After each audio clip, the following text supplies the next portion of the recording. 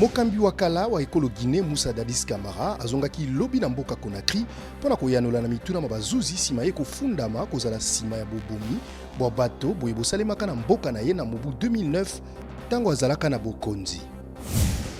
Na Sénégal, ministre wa yambo ya kala Aminata Mimi Touré asakoli ete alongwe na lingomba liye lipesaka lisungi na président Macky Sall pona kotelemela makanisi ma président Macky Sall na koluka kozwa manda ya misato na ekolo na ye.